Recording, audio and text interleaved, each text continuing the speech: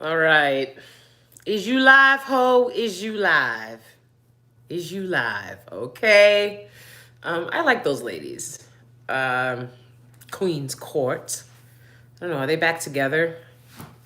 Um, I hope they. No, I mean I do. I mean I understand why they have artistic differences, maybe, but I hope they get back together because they really are a force to be reckoned with. Okay, so let's get into Willow and Jaden. Okay. Now, I don't ever want to invalidate anyone's experience, and I'm certainly not trying to do that.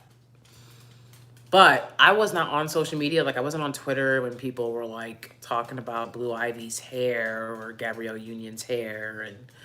And, like, I only had my YouTube, pretty much. You know what I'm saying? So, like, I didn't see a lot of the stuff that people say went down during those years. And I guess even before that, when Willow and Jaden were kids, people had a lot to say about Willow shaving her head bald and or Jaden wearing skirts and or dresses and or the Batman, a white Batman suit, and or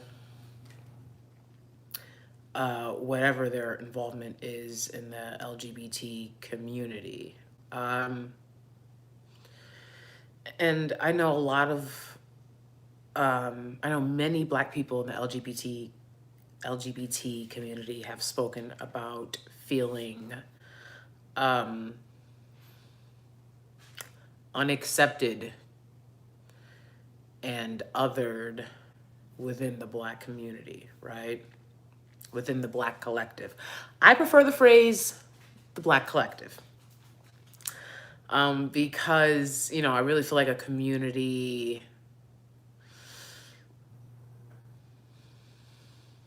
is more united.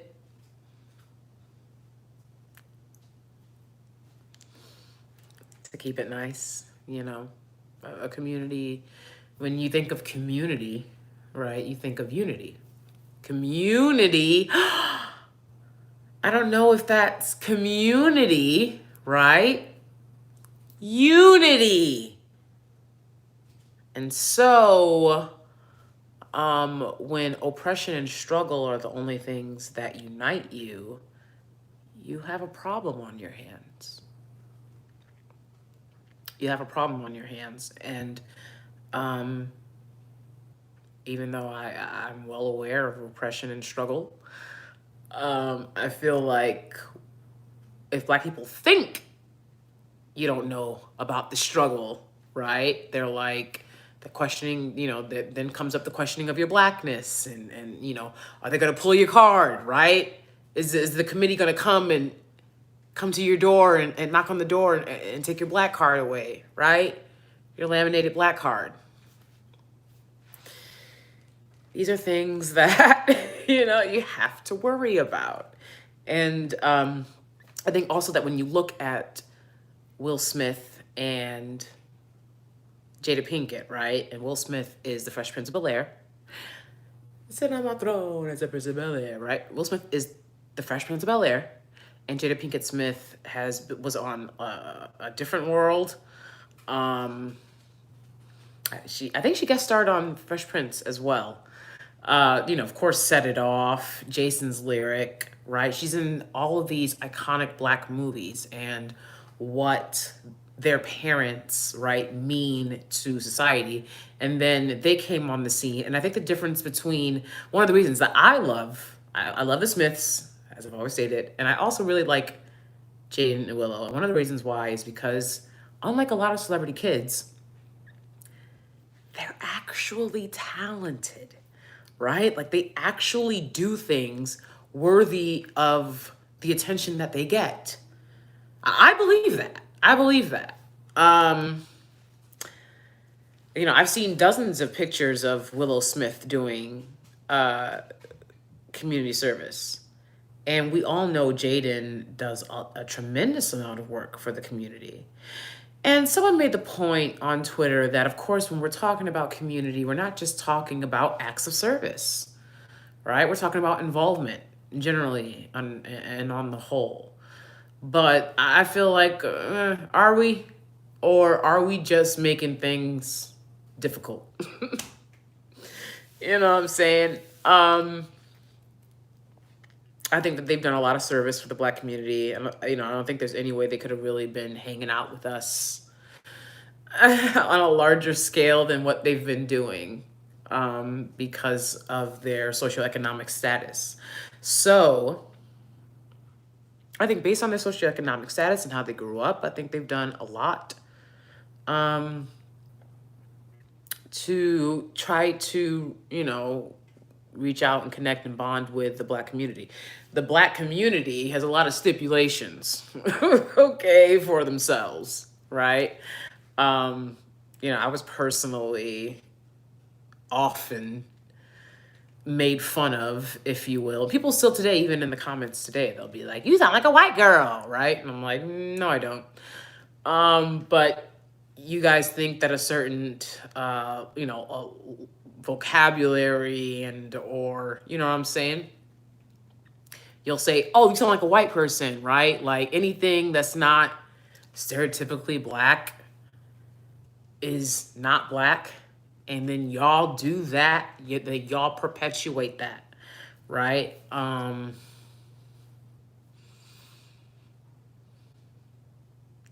Stop. But yeah, I've definitely experienced that for myself as well. You know, I think that the Black collective community accepts Black men being in interracial relationships more than it does Black women. And so I feel like really, before it was that, and I was single for years, and still people had a problem with me because they're like, "Oh, why you talk like that? Like, what are you talking about?" I don't have time. I swear to God, I don't give a fuck. You know, and I think that they will, as they get older, they will understand that this is something that y'all do, and there is no belonging or accepting. The only thing that y'all really accept is mediocrity. I hate to go hard on you, but it is what it is. If someone's doing mediocre and doing the minimum and the bare minimum, and you know what I'm saying, then y'all be like, it's like, go for it, you know. But it's always when someone's trying to do a little better for themselves that people are like, "But who you think you is?" Like, what? Like, I'm a fucking human being. um, so yeah. Um, I definitely can relate to where Jaden and Willow are coming from. But at the same time, I think that we really need to avoid language that makes Black people seem like they're doing something that they're not. I've said it in regards to the diaspora wars, and I'll say it in regards to this and anything else, even my own experiences. The Black community is the Black community, communita, collective, what have you, in America. Black Americans are the most welcoming people in America. Period. And I'm sure if they did a study, you would find that to be true, right? So why are we allowing rhetoric that suggests otherwise? And based on what? Trolls? You know what I'm saying? Trolls?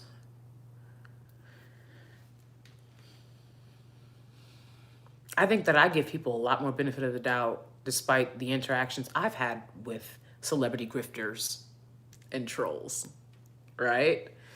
Um, I feel like people just think, well, because Black people are clearly so accepting of other people, right? Then I should have this amazing experience with Blackness because I'm Black, right? Y'all accept everybody else, so why did my Black ass feel othered, right? And I think that, people just have to come to terms with that because that's just a universal experience, actually, of people that think for themselves. If you are male identified or, you know, do the things that people expect you to do, you'll notice you don't get a lot of pushback, right? People will allow you. I tell this to my students all the time. If you want to go to school and play the clown and play the fool, they're going to let you do that. They're going to let you play that role, right? Because the whole world loves a clown. The whole world loves a fool. So, yeah, I feel like you kind of just have to get older, and as you get older and more mature, you'll realize there's no, you know what I'm saying? There's no official committee that can like validate your blackness or not.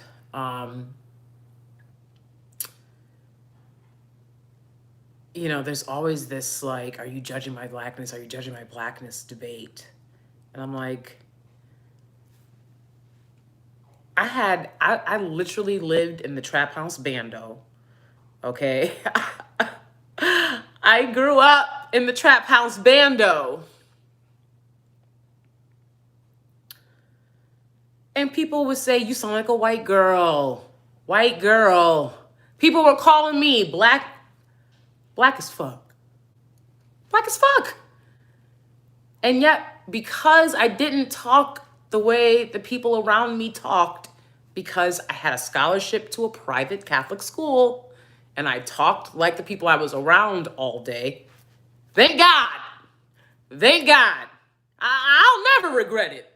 They want you to regret it and be like, don't you wish? No, I can do both. It don't matter to me. But you should at least be able to do both. If you can't code switch, then you have to play a fool. I'm not here to play a fool. I'm here to do the best I can to get through this experience, right? I mean, you could say assimilate. It is what it is. What choice do we have, right? So, yeah, if you have your own personality, you like to do things your own way, and you're unapologetic about that, you'll feel pushback. I think that's how it goes for every group of people. Just to be honest, I don't think that that's very unique to the Black community. Every group of people has outcasts, right? People that they're like, you're the outcast. There comes a point where you got to ask yourself, what is it that you want to be a part of? Exactly. You know, I think about the toxicity that I've tried to leave behind in my life, and I'm like, what are you trying to be a part of? A bunch of unhealed people that can't get it together? I'm sorry. You know what I'm saying? But it's like, I've done way too much work. Baby. I've done way too much work to keep playing with grifters and clowns. And like, really that y'all are describing the Black community or Black Americans on social media based on your experience with trolls who told you that they were Black.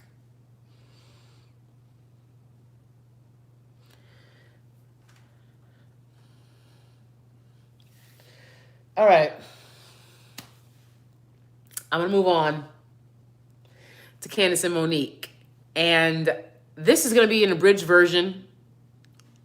I already have this live on my Patreon in a much more excessive version. Okay, so if you want to see the full length of this video, then subscribe to my Patreon. Okay, all right. So Candace and Monique. Bottom line is Candace talked too much. Let me tell you something. I was like, I love Candace. Like, she's so cute. I feel like she's kind of like me. Like, I feel like if I was on The Housewives, which I think I could end up on New York one day. I think so. I would be friends with Candace and Portia. I'm like, we hang out all the time. Okay, so that's my little housewife storyline. Okay? But she talked too much. And she's spoiled. And she knows this. She knows this. Her mother told her, her husband tells her she is spoiled. And I come from a background where I don't do much talking. Okay? I don't do much talking. If you run your mouth, people might run those hands.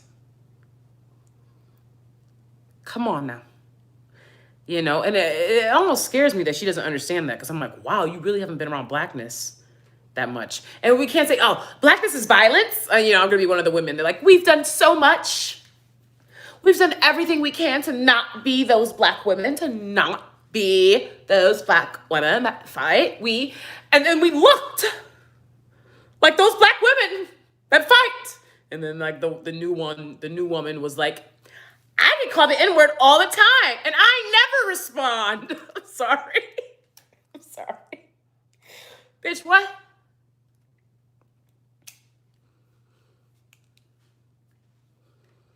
What? As an adult? I'm sorry, but guess what? You run your mouth, somebody might run those hands. And that's a lot of people's cultures. Don't act like it's not. And that's why people don't run their mouth 24/7. Damn dog. Dumb dog. Why are you following me? I ain't got a crumb, dog. How about letting me be? Okay, anyways, that's from Annie, and I think you all should know that. Because I'm a show tunes girl. I ain't gonna feed you. Ain't got a scrap for you, need you. Don't give a crap for your dumb. Okay, anyways, so that's it, Candace. You know what I'm saying? Bottom line, it's like, yeah, I think that we would get along, but if you kept pissing me off the way you pissed, and again, I think she pissed Monique off because Monique doesn't like her. Okay? Monique doesn't like her. Monique doesn't like her. I'll be honest.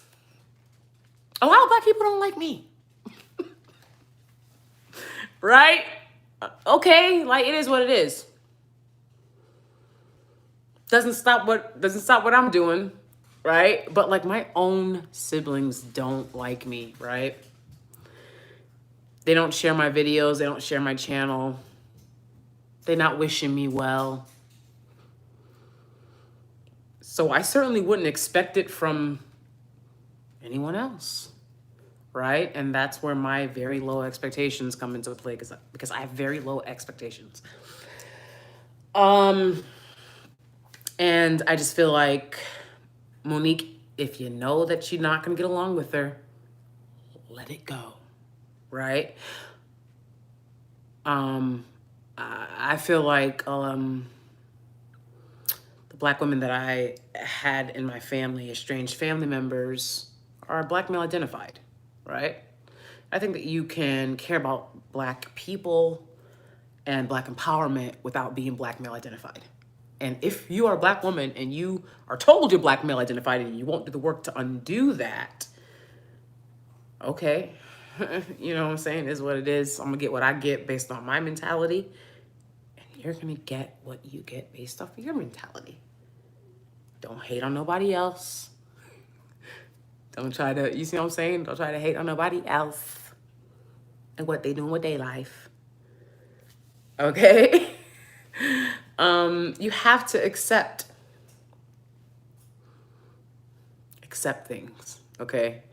But the bottom line is, I feel like they went way too hard. I'm gonna wrap up Candace and Monique. Bottom line is, I feel like they went way too hard on my girl, Monique. I'm team Monique on this one. I like Candace, but I'm team Monique on this one, right? It's just like you run your mouth a little bit too much. And I'm not the kind of person, I don't like a bunch of passive-aggressive shit. I really don't. It's like, shut up, stop talking to me, right? Or get to it. Right? So, and also too, and people try to seem like, you know, you're lower if you do this. You're lower if you are triggered by things that were traumatic for you. You know what I'm saying? Like, certain people are gonna like, like my husband, right? He's not used to nobody being in his face and ba ba ba or disrespect to him. So when it happens, it takes him like a whole day to process that that was a thing, right? Because he's so used to everybody just getting along with his ass, right? He does not recognize what I call disrespect. Okay? Disrespect. And he's genuinely curious as to why disrespect matters so much to me, right? He's genuinely curious about that. He's like, why do you care so much about disrespect, right? Like, for him, if someone's disrespectful to him, he's like, they're having a bad day. They're having a bad day. I wish to God I could do that. Whoo, I cannot do that. Because I'm like, now we're going to all have a bad day. Because you was disrespect, right? You disrespectful, right? And so you have to understand that when you're interacting with people, some people have had experiences where the way that you are behaving, getting very loud and getting very loud, and right? Some people are going to react to that on various scales, depending on what that means to them, right? And when people have gone through trauma, loud conversation and people in your personal space, that translates to disrespect. Okay?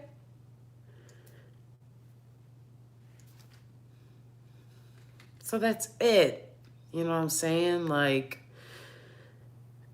stop trying to make it into some big deal. Stop acting like y'all so stoic and professional that there could never be a time where you would ever throw hands, because I believe that there's a time and place for everything.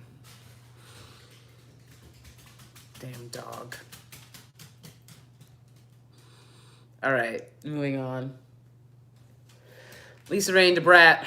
I'll wrap that up real quick. I understand where both ladies were coming from. Lisa Raye is like, I think you owe me more than to be phony, right?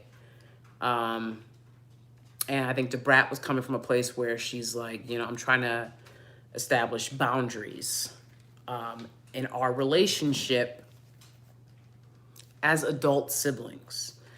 And I relate to both of them. I definitely relate to Brat trying to get that message across, because I feel like I tried to do that with my adult siblings, estranged siblings.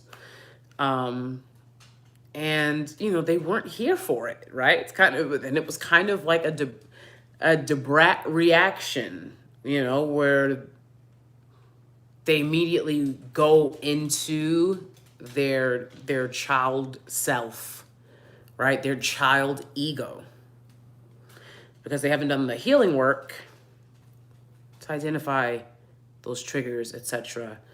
A lot of times for people with childhood trauma, linking back up to people who were there when they had childhood trauma is triggering, right? And I think that that's a problem for most, if not all, of my siblings. And so that's something that I definitely relate to. I don't know if Brat or Lisa Raye have childhood trauma, but I do know that and it was very clear that they slipped back into this childhood, relationship, right? It wasn't an adult conversation, right? That was a relationship between two siblings, and it seemed very childlike, right? It was very interesting to observe, because honestly, if I had Lisa Raye's job and my family called me and did that shit, I would probably have the same reaction. Absolutely. You see what I'm saying? So that's where I understand where Lisa Raye is coming from, because you know, it's like I thought family owes each other a little bit more, right? A little bit more effort to be made when it comes to family, right? And a sort of like you know, you feel like, you know, we've been through a lot together. There should be some type of understanding, appreciation for that relationship. And if there's not, how can you really have that with someone else if you don't have it with your family, you know? But I think that some people just don't like their family. I think that's an American thing too, like to have the option to not like their family. And then that's, of course, where we get into nesting in other communities, which, you know, I've talked a little bit about here. I think it's bizarre. You know, I think that if you are a Black American, everything you do, every step you take. White people love to be like, that was our song, and then Kanye or Diddy turned it into a boop, boop, boop. Yeah, yeah, yeah. And how many of our songs did you steal? Every move you make. I mean, it's very different. Seal versus Faith, right? I mean, not Seal. Sting. God damn. Anyways.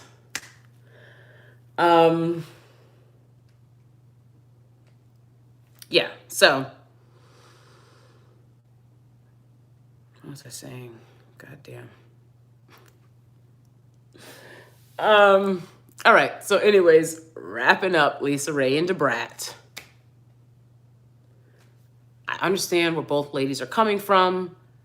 I hope that they get it together and can figure their shit out.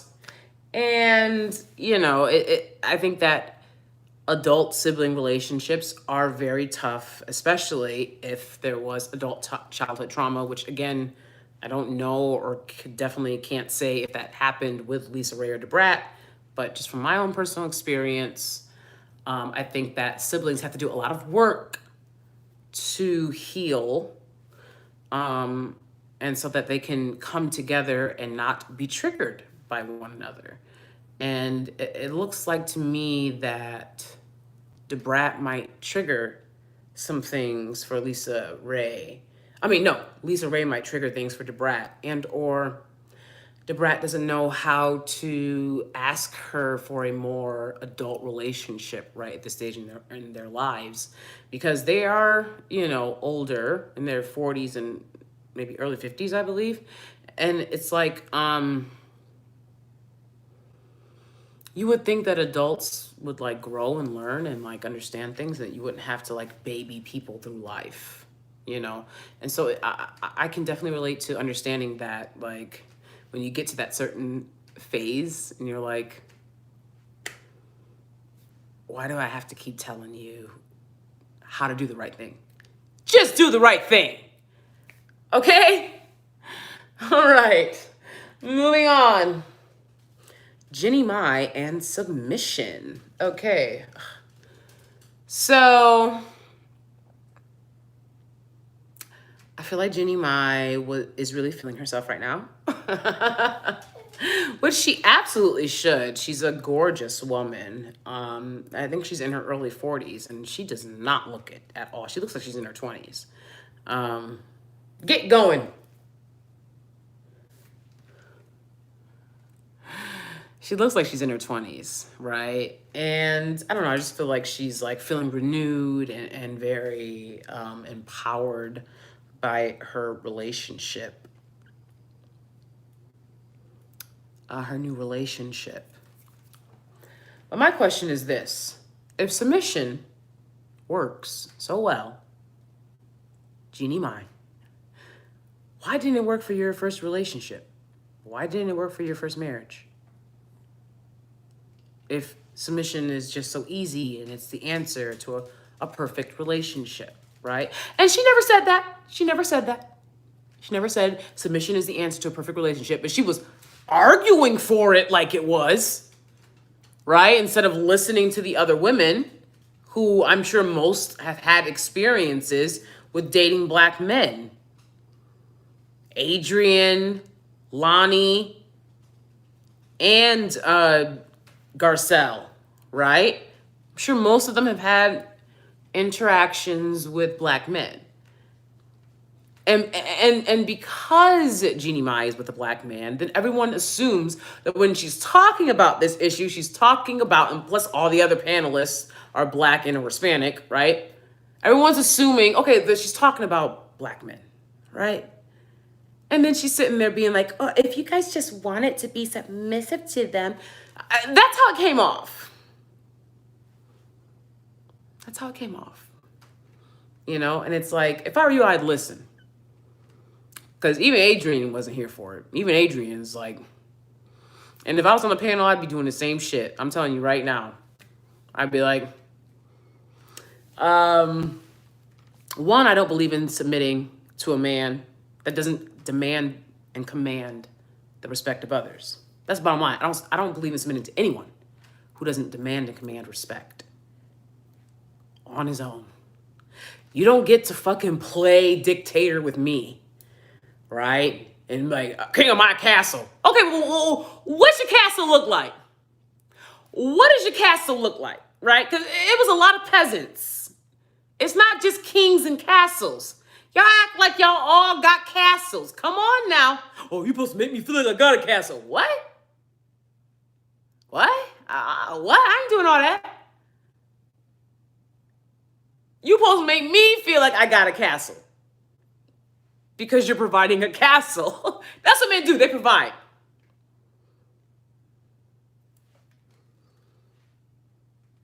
And then women respond accordingly. That's how it works. Every man doesn't get to feel like he's got a castle because he doesn't have one. Okay. I don't make the rules. That's a historical fact. If you're a peasant or serf, what the fuck? What? Why would I treat you like a king when I already gotta submit to the king, right? You want to be a king, but we got a king, right? Okay, I'm just being ridiculous. But seriously, I'm sorry, but women submit to a man who makes sure that they're not submitting to a bunch of people throughout their day. So you gonna be a home health aide or nurse and be taking care of people all day and then come home and even though you're the breadwinner, be submissive? Because the man is the neck. Or, I mean, the man is the head, right? And you the neck. What? What are you talking about? Now, if you set it up for me, where I don't have to be on my feet all day in servitude to others, then maybe we could come back and you could play king of the castle. But if we're living in a, tiny space and I'm the breadwinner and life is tough, you're not going to get submission. You got to keep it classic, right? The way that you want. You want classic submission, but you don't want to provide classic protection, right? That's conditional. Right? That's not how it works. It's not how it works. So, I think you'd be a fool to let some dude who ain't doing much feel like a king of a small unit that you're renting.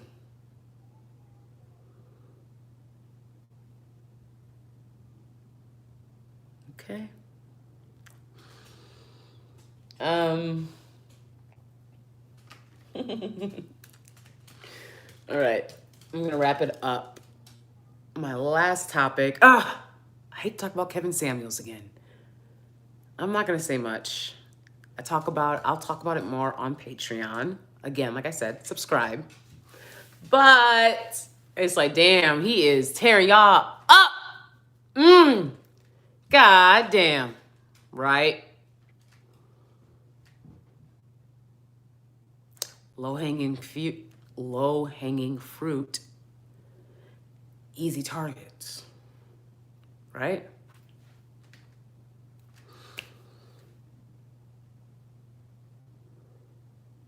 I told y'all before. Not my problem, right? You have a wealth of resources at your disposal and you choose, right?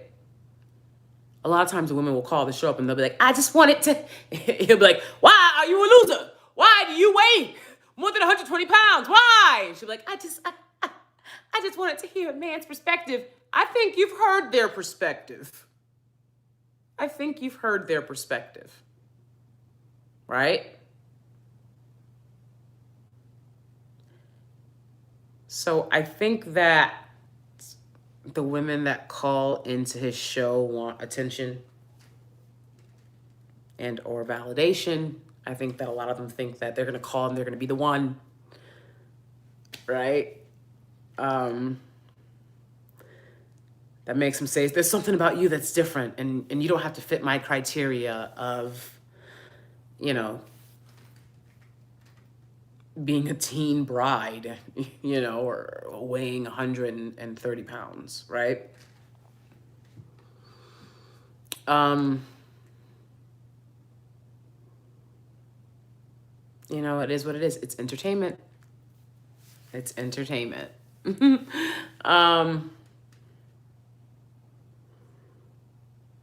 know, we love it. If you're not gonna demand more for yourself, then there's nothing that can be done. You know, I do feel at some points, I'm like, damn, this is getting into bullying territory. You know? But I've never seen anybody that get bullied run up to their bully and beg for their attention. You know what I'm saying? So it's like, yeah, I think you're getting the response that you want to get. You know? As I've said before, I agree with a lot of things he says in terms of what men want and what women should be aware of about what men want. But, you know, there's a lot of things that people want. That doesn't mean they're going to get them. You know? So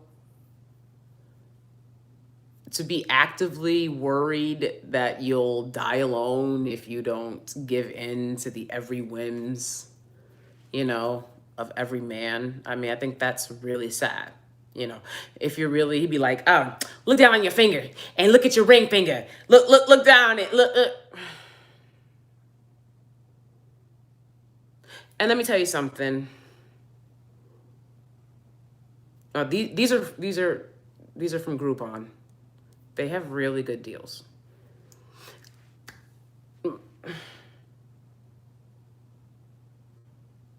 You don't have to follow what a man says to get a man. You don't have to do what everything that a man wants to get a man.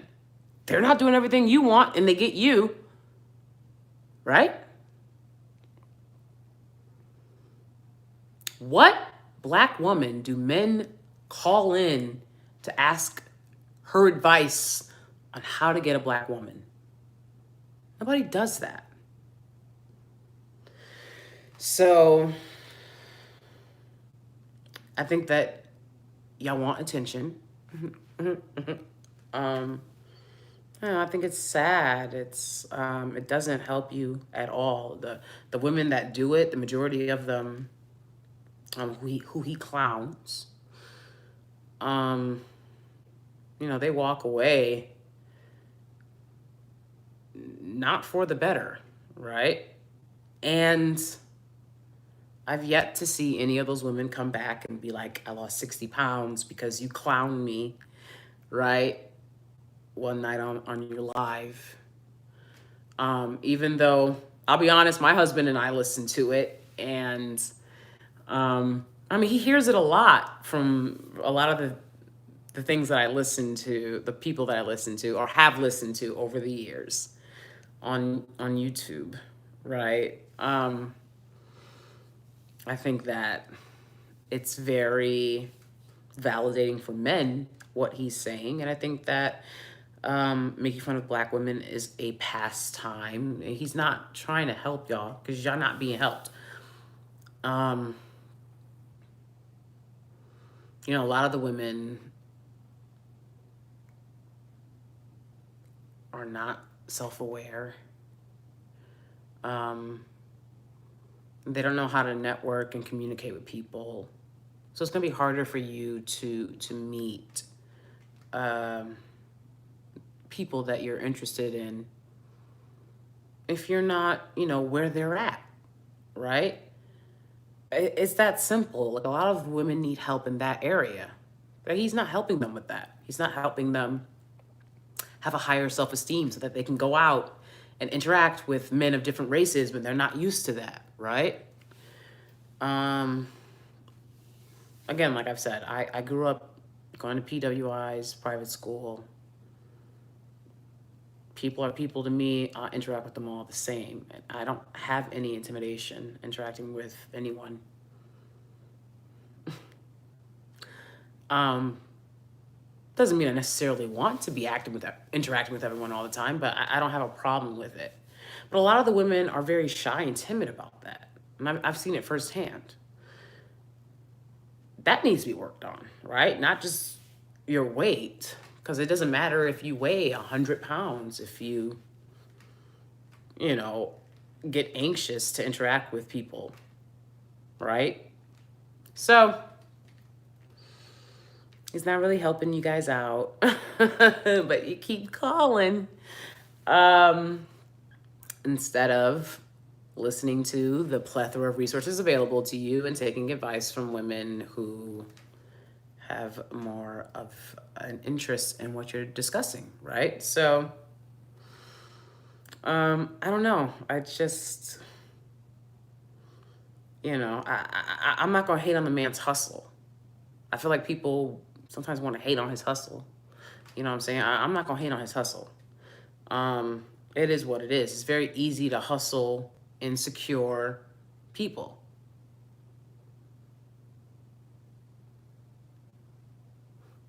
So why wouldn't people? You know, why wouldn't people? People are gonna do that. I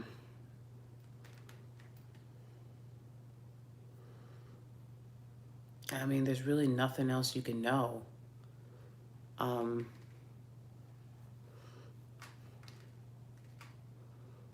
just feel like it's all been told over and over again. Like, okay. That's it for this one. I'm glad that I was able to catch up with you guys and fucking talk about those things and not have them sitting around.